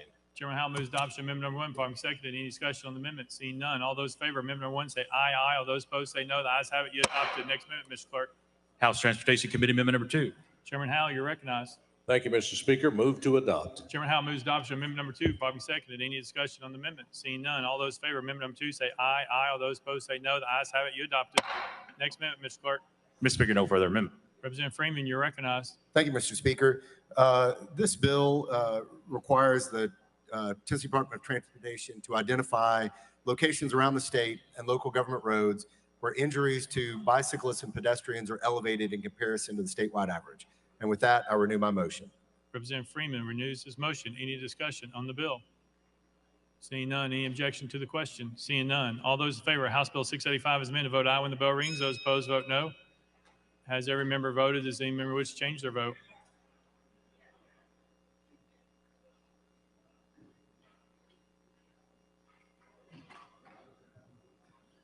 Mr. Clerk, please take the vote. Ayes 81, 11 nays, 1 present, non voting. House Bill 685 having received a constitutional majority, I hereby declare passed without objection. The motion reconsider is tabled. Call up next bill, Mr. Clerk. House Bill 686 by Representative Freeman and others, relative to victim advocates communications. Mr. Speaker, the Senate bill is on the desk. Representative Freeman, you're recognized. Thank you, Mr. Speaker. I move to substitute conform to Senate Bill 1205. Representative Freeman moves to substitute conform to Senate Bill 1205, properly seconded without objection. So ordered. Representative Freeman. Thank you, Mr. Speaker.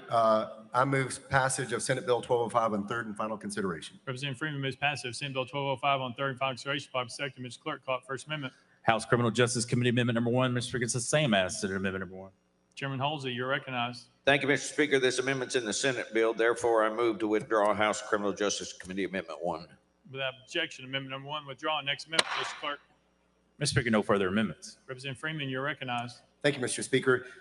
This bill would prohibit advocates from being examined in judicial, legislative, or administrative proceedings regarding any communications between the advocate and the victim unless disclosure is required by law or otherwise authorized in the section.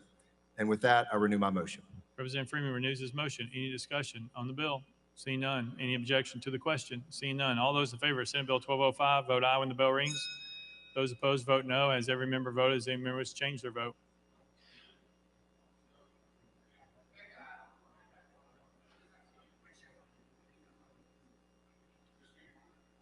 Sapiki, aye.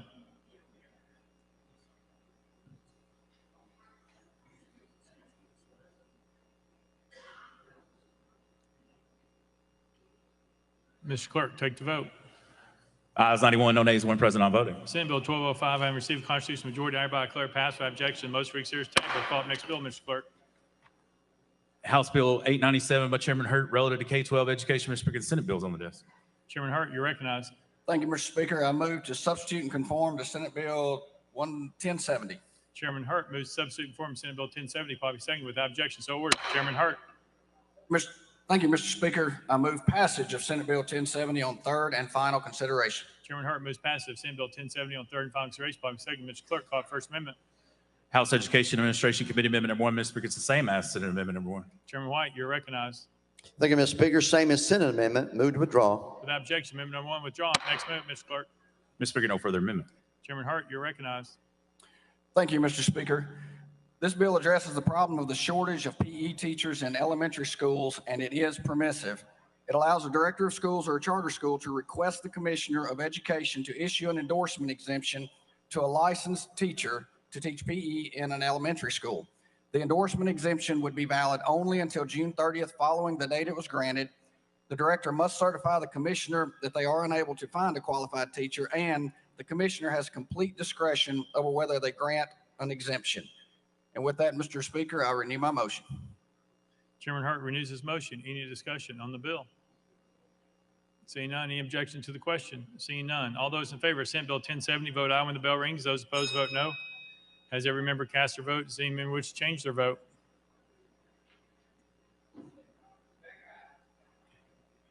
Camper, aye.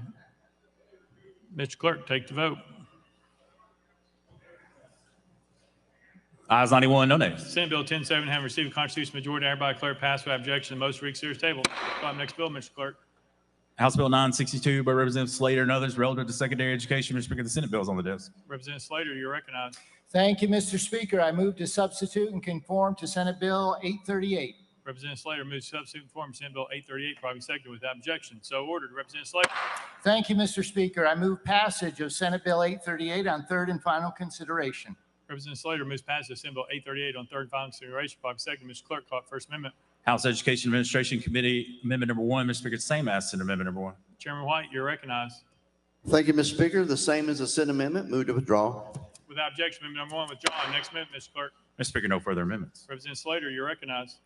Thank you, Mr. Speaker. The purpose of this bill is to create a high school equivalent to the CLEP test used in post-secondary education. If this bill is passed, it will allow high school students to demonstrate proficiency on an exam in certain subjects and receive credit for the course. I renew my motion. Representative Slater renews his motion. Any discussion on the bill? Seeing none. Any objection to the question? Seeing none. All those in favor of Senate Bill 838, vote aye when the bell rings. Those opposed, vote no. Has every member voted? Does any member wish to change their vote?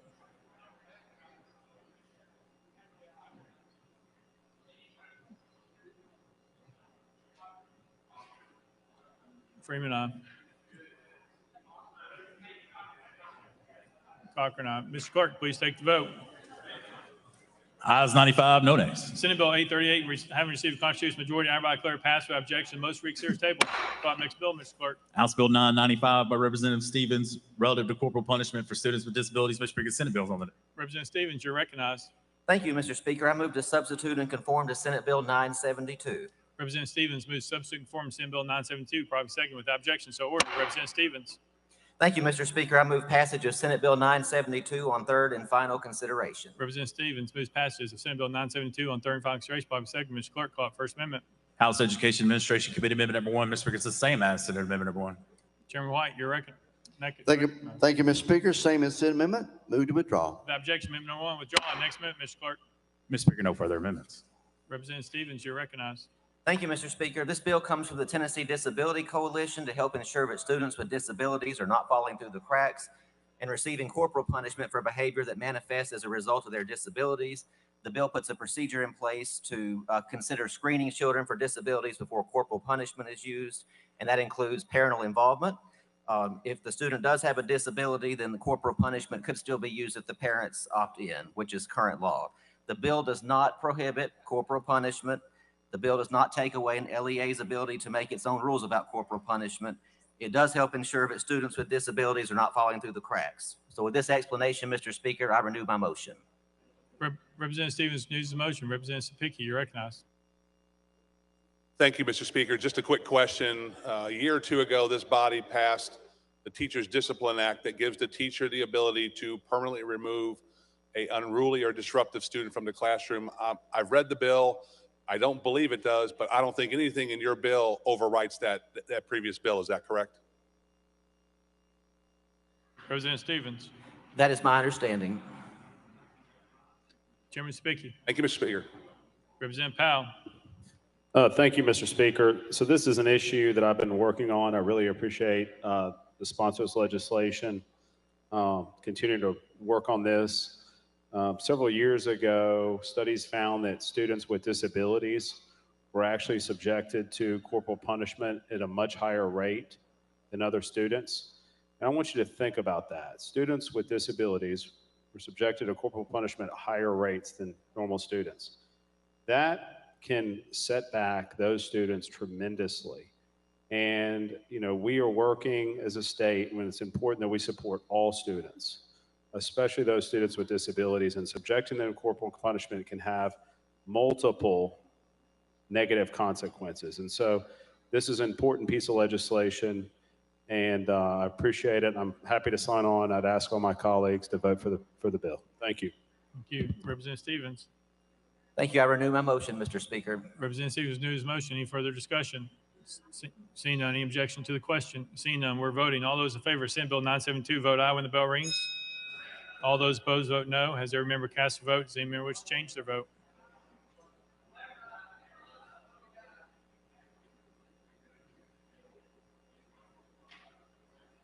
Mr. Clerk, please take the vote. Ayes 90, no nays. Senate Bill 972, having received the constitutional majority, I hereby declare passed without objection. Most read series table. Call the next bill, Mr. Clerk. House Bill 273 by Chairman Terry, relative to health. Mr. Speaker, the Senate bill is on the desk. Chairman Terry, you're recognized. Thank you, Mr. Speaker. I move to substitute and conform to Senate Bill 221. Chairman Terry moves to substitute and conform Senate Bill 221, probably second without objection. So ordered. Chairman Terry. Thank you, Mr. Speaker. I move passage of Senate Bill 221 on third and final consideration. Chairman Terry moves passage of Senate Bill 221 on third and final consideration, probably second. Mr. Clerk, call it First Amendment. House Health Committee Amendment number 1. Vice Chairman Leatherwood, you're recognized. Thank you, Mr. Speaker. This amendment rewrites the bill, and I move to adopt and defer to the sponsor for further explanation. Vice Chairman Leatherwood moves adoption of amendment number 1, probably second. Any discussion on the amendment? Seeing none. All those in favor of adopting amendment number 1 say aye. Aye. All those opposed say no. The ayes have it. You adopted. Next amendment, Mr. Clerk. Mr. Speaker, no further amendments. Chairman Terry, you're recognized. Thank you, Mr. Speaker. This bill allows for the Board of Medical Examiners to have input on their medical consultant. With that, I renew my motion. Chairman Terry renews his motion. Any discussion on the bill? Seeing none. Any objection to the question? Seeing none. All those in favor of Senate Bill 221 as amended, vote aye when the bell rings. Those opposed, vote no. As every member casts a vote, does any member wish to change their vote?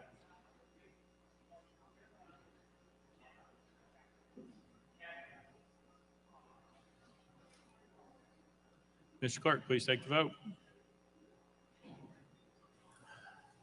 Ayes 87, 2 nays. Senate Bill 221 having received a constitutional majority, hereby declare it passed without objection. Most for consideration tabled. Call the next bill, Mr. Clerk. House Bill 616 by Representative Travis, relative to vehicles that haul logs or pulpwood. Mr. Speaker, the Senate bill is on the desk. Representative Travis, you're recognized. Thank you, Mr. Speaker. I move to substitute and conform to Senate Bill 1357. Representative Travis moves substitute conform Senate Bill 1357. Probably second without objection. So ordered. Representative Travis. Thank you, Mr. Speaker. I move passage of Senate Bill 1357 on third and final consideration. Representative Travis moves passage of Senate Bill 1357 on third and final consideration. Probably second. Mr. Clerk, call it First Amendment. House Transportation Committee Amendment number 1. Mr. Speaker, same as Senate Amendment number 1. Chairman Howell, you're recognized. Thank you, Mr. Speaker. Same as the Senate amendment. Move to withdraw. Without objection, amendment number 1 withdrawn. Next amendment, Mr. Clerk. Mr. Speaker, no further amendments. Representative Travis, you're recognized. Thank you, Mr. Speaker. And the House, I would say something that shortly after 7 a.m. on the morning of November the 10th, 2021, Grace Mitchell, 17, collided with the rear of a logging truck on State Highway 111. The collision resulted in Grace's untimely death. So we've brought this bill today. And I've worked with Sequatchie County High School. And this is what the bill says. It has been amended to say, requires a motor vehicle of trailered transporting a load of logs or pulpwood that protrudes at least 4 feet beyond the end of the body or the bed of the motor vehicle or a trailer to have the following secure affixed to the end of the projected. I'm sorry, it's been amended. This says that the trailer will have amended strobe or blinking lights and 2 red or fluorescent orange flags affixed to the end of the project load as that trailer is loaded. With that, I renew my motion. Representative Travis renews his motion. Any discussion on the bill? Seeing none, any objection to the question? Seeing none, all those in favor of Senate Bill 1357 vote aye when the bell rings. All those opposed vote no. Has every member voted? Does any member wish to change their vote?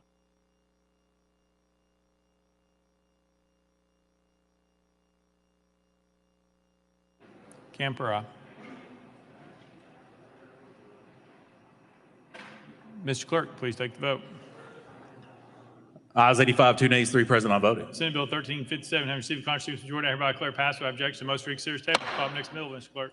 House Bill 619 by Representative Travis, relative to the Department of Children's Services. Representative Travis, you're recognized. Thank you, Mr. Speaker. I move passage of House Bill 0619 on third and final consideration. Representative Travis moves passage. Probably second. Mr. Clerk, call it First Amendment. House Civil Justice Committee Amendment number 1.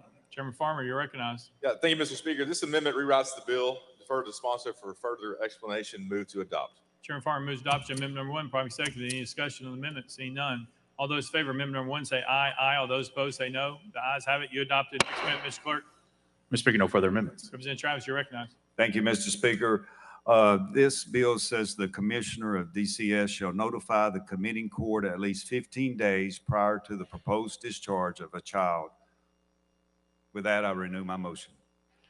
Representative Travis renews his motion. Any discussion on the bill? Seeing none. Any objection to the question? Seeing none. All those in favor of House Bill 619 as amended vote aye when the bell rings. All those opposed vote no. Has every member voted? Does any member wish to change their vote?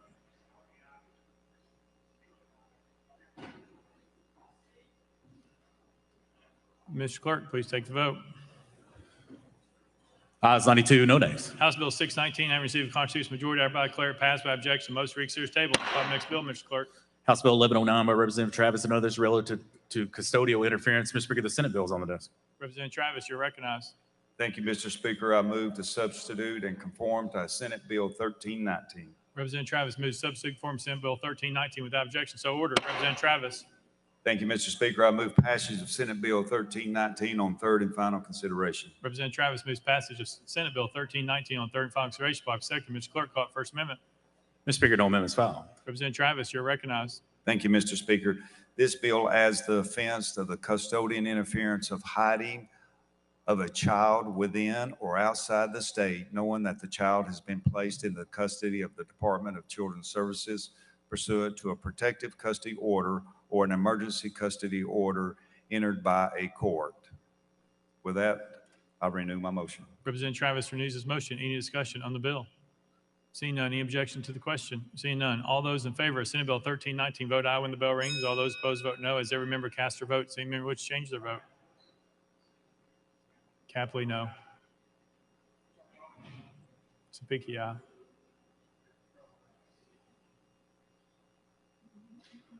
Mr. Clerk, please take the vote. Ayes 74, 17 nays. Senate Bill 1319, unreceived constitutional majority, I hereby declare passed without objection. The most reconsidered is tabled. Let the journal reflect Representatives Johnson, Burkhart, Glenn, and Gillespie are excused. Call up next bill, Mr. Clerk. House Joint Resolution 120 by Representative Darby, a resolution to honor the memories of Chance Black and Zachary Grooms and request that TWRA to direct a marker to memorialize the lives of these two outstanding young men. Representative Darby, you're recognized. Thank you, Mr. Speaker. I move adoption of HJR 0120. Representative Darby moves adoption. Probably second. Mr. Clerk, call up First Amendment. Mr. Speaker, House State Government Committee Amendment number 1. Chairman Keesling, you're recognized. Thank you, Mr. Speaker. We'll defer to the sponsor for further explanations. We move to adopt. Chairman Keesling moves adoption. Amendment number 1, probably seconded. Any discussion on the amendment? Seeing none. All those in favor of amendment number 1 say aye. Aye. All those opposed say no. The ayes have it. You adopted. Next amendment, Mr. Clerk. Mr. Speaker, no further amendments. Representative Darby, you're recognized. Thank you, Mr. Speaker. Members, I hate to be in front of you all today. I've requested the TWRA erect a marker at Manus Swamp Refuge in Weakley County in remembrance of Zach Grooms and Chance Black. Speaker. Representative Darby. Yes, sir. I'm probably out of order here. Okay. But I would like this body to honor the families of Zach and Chance Black. We got the family of the Blacks there, Mark and April, and their son Cody, and the parents of Zach Grooms, Ricky and Tina Grooms, and his brother Petey and Andrea Grooms. Thank y'all. Thank you.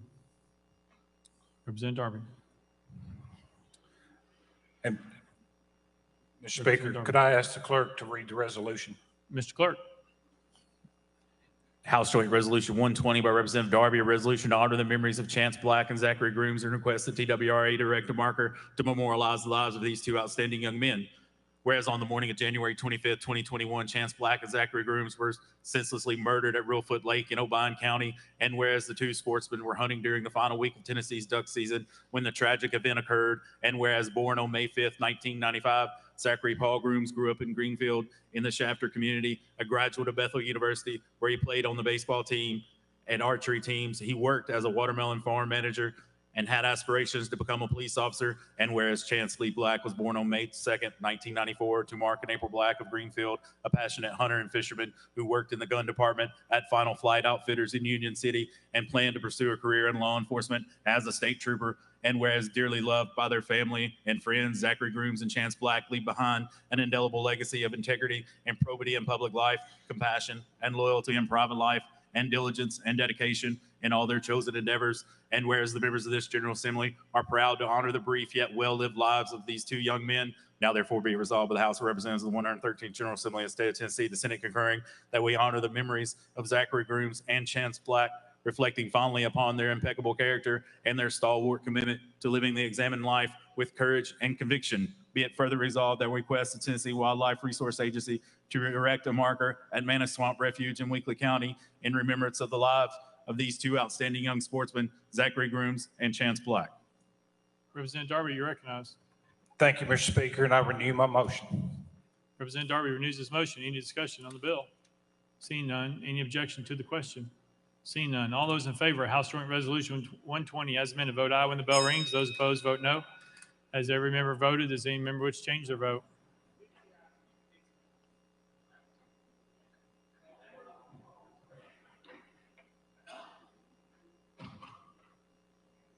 Mr. Clerk, please take the vote. Ayes 92, no nays. House Joint Resolution 120, having received a constitutional majority, I hereby declare adopted without objection. The most reconsidered table. Call next bill, Mr. Clerk. Mr. Speaker, that completes the regular calendar. Next order, Mr. Clerk. Unfinished business. Representative Hicks, you're recognized. Of Washington. All right. Thank you, Mr. Speaker. I move to place SJR 174 in the next available space on the next available regular calendar. Thank you. Without objection, so ordered. Mr. Clerk. Mr. Speaker, we have some messages from the Senate. Mr. Speaker, I'm directed to return to the House, House Bill 1002, substitute for the Senate bill on the same subject committee and passed by the Senate. Monday's message calendar, Mr. Clerk. Mr. Speaker, I'm directed to return to the House, House Bill 1225, substitute for the Senate bill on the same subject committee and passed by the Senate. Monday's message calendar.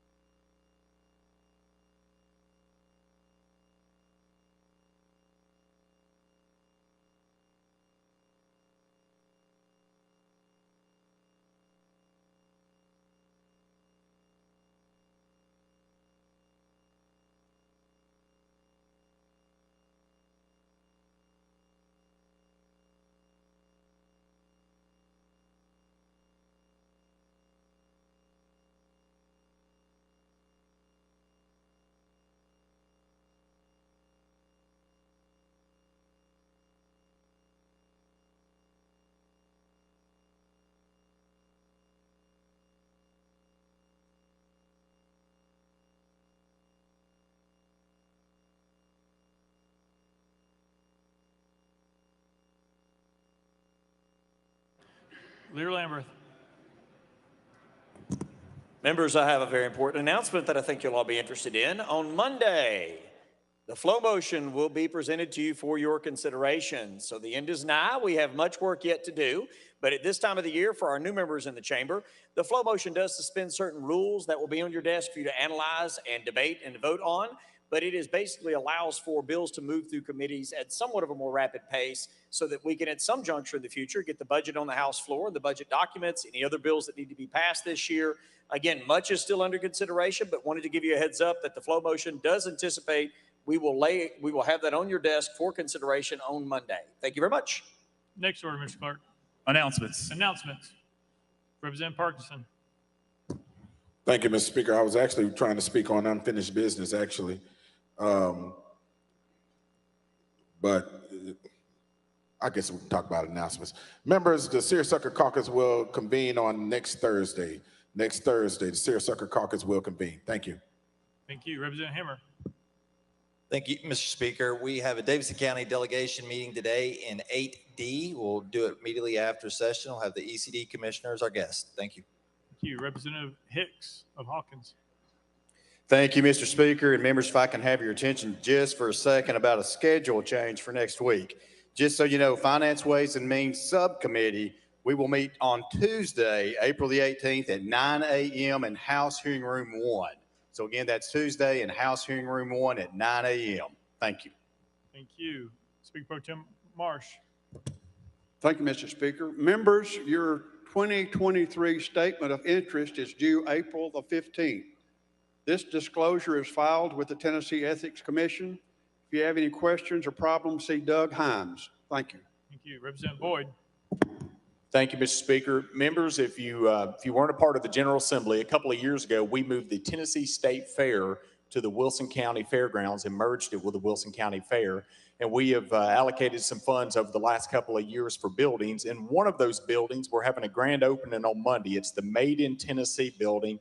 I would like to invite each of you to come. It's going to be at 1 p.m. and it's in Lebanon at the fairgrounds, just right off of exit 239. And if you are planning to come, if you want to maybe email me or shoot me a text, there may be some of us gathering for lunch before. So I hope you can make it. Thank you, Mr. Speaker. Thank you. Chair Lady Hazelwood. Thank you, Mr. Speaker. Full Finance will be meeting on Tuesday immediately following Finance Sub. Leader Camper. Oh, thank you, Mr. Speaker. Mr. Speaker, members, I don't see him in the chamber, but I just want to take this moment to welcome Representative Justin Pearson back to the House of Representatives. Thank you, Mr. Speaker. Any further announcements? Representative Dixie. I didn't get a chance to do this under welcome and honoring, but with the Jack and Jill of America Corporation, some of the students served as pages today. So can you just give them a hand for serving us and helping us today? Any further announcements? Mr. Clerk has an announcement. Mr. Speaker, the Delayed Bills Committee will meet immediately following session in the Speaker's conference room. That's the Delayed Bills Committee in the Speaker's conference room immediately after session. Next order. Oh, hang on. Representative Hardaway. Thank you. Speaker, can you explain what that Late Bills Committee is all about, who's on it, and how it operates? Mr. Clerk.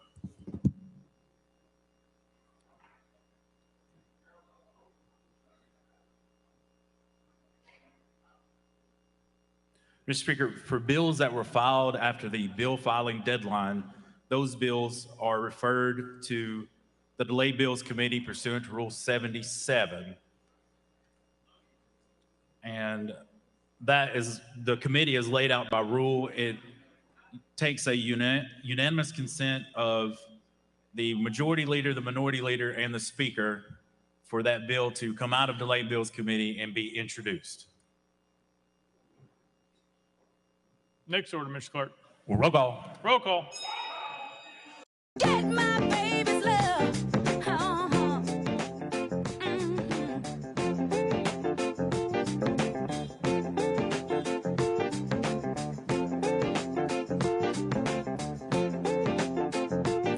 I took this man's love and put it on the shelf.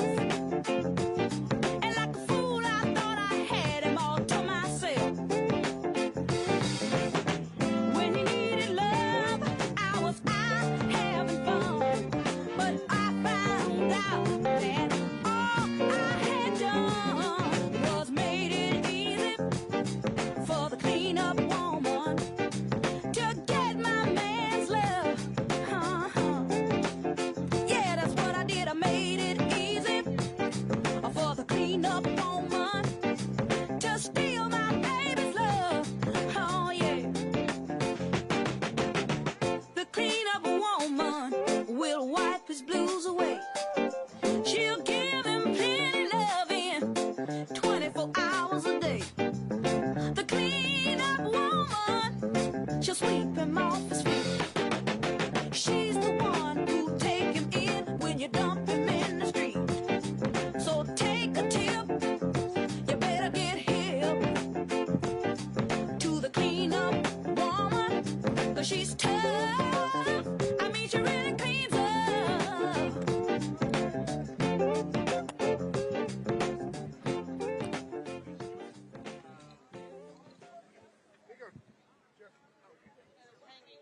We gon' stand and shout. Okay, you got me? You got me on? Testing, testing, testing. Can you hear me? Hello? You turn it up?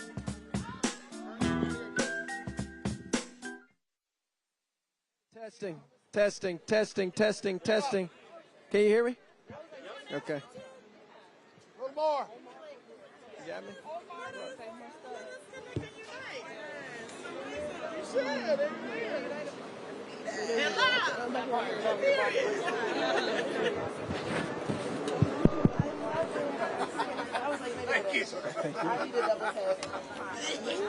Okay, we got Omar.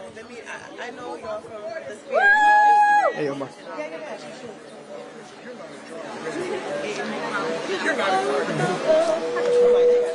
Yes, to being back in the House with the people in the gallery from District 86 was remarkable and powerful, and a strong display that the issues matter and people who advocate for justice matter.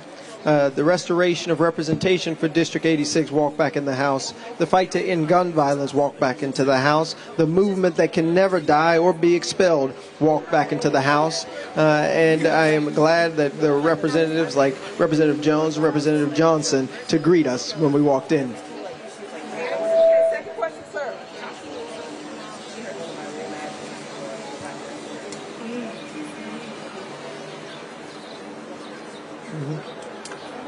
Yes, you need two things. You need a people-powered movement guided by folks who see a different vision than the status quo. And you need people who have been empowered by constituents.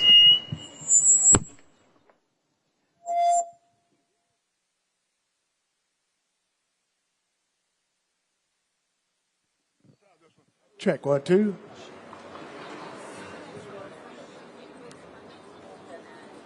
Okay, can you hear me? Okay, very good. Is something wrong? Increase the volume. Okay. Okay, leave that one alone. Okay. My friends, I might be able to yell better. Hello? Okay. No, I hear it a little bit. Okay, there you go. Can y'all hear all right? Yep. Yeah. Can y'all hear? Okay. I think it's fading. I think your mic is fading.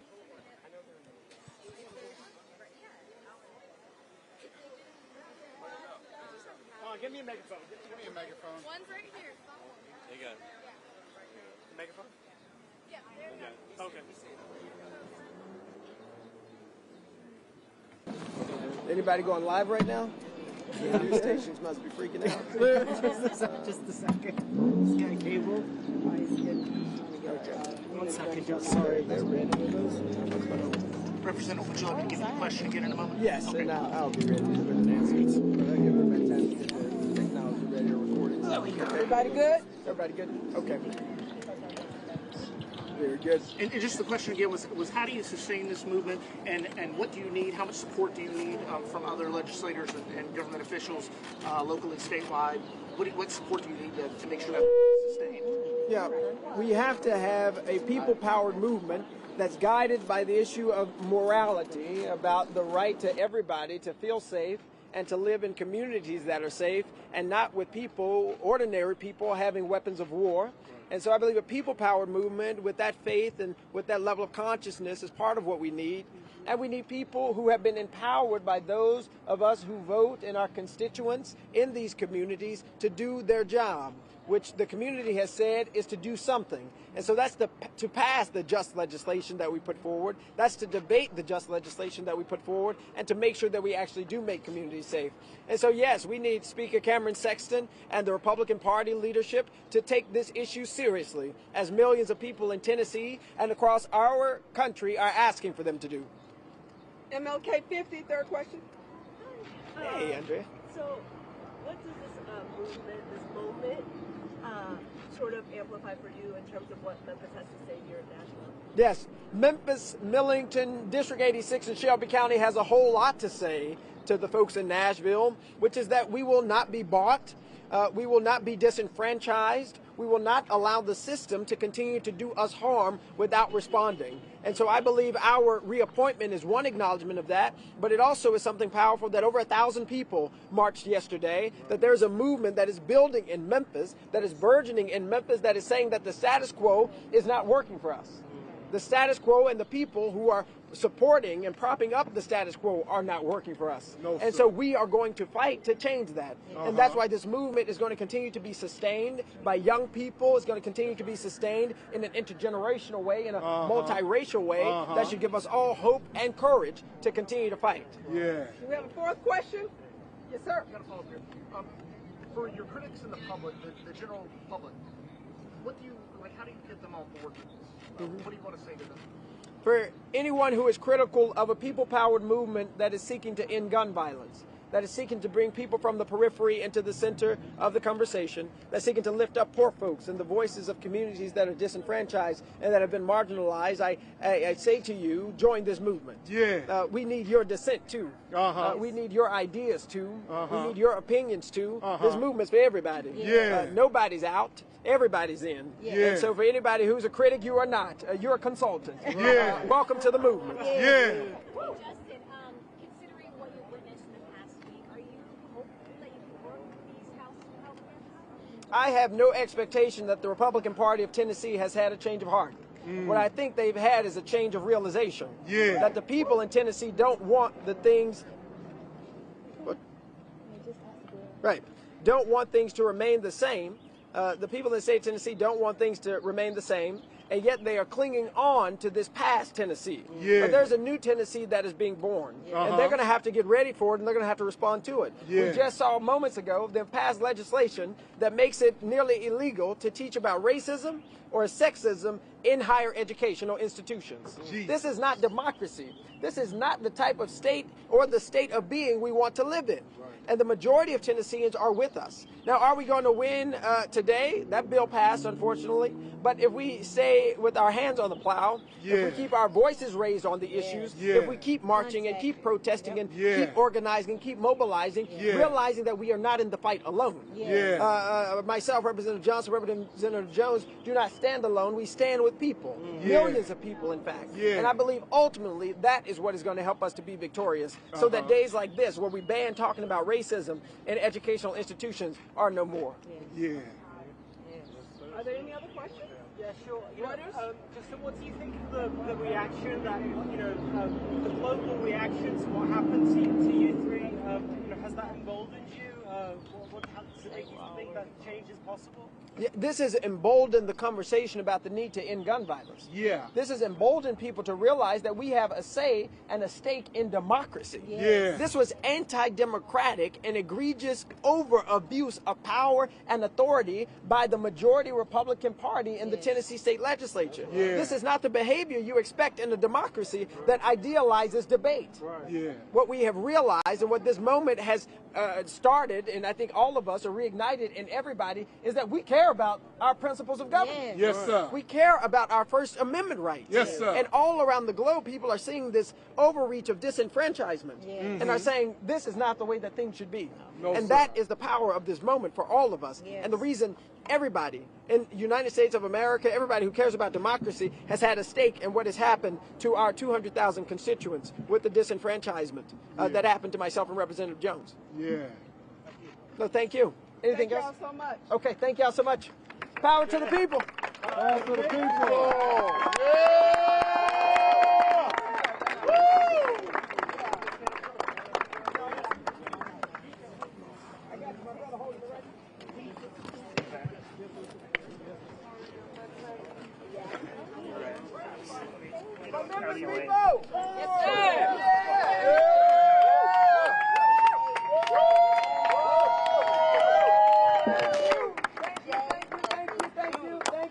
Thank you. If you want to take a picture, come up here.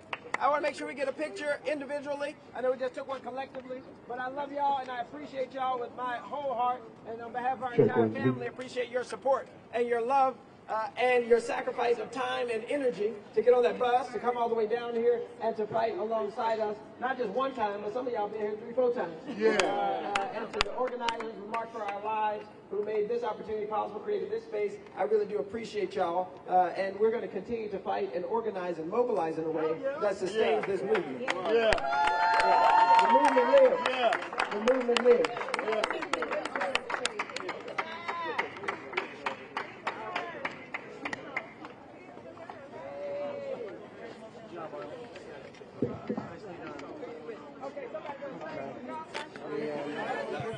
Yeah,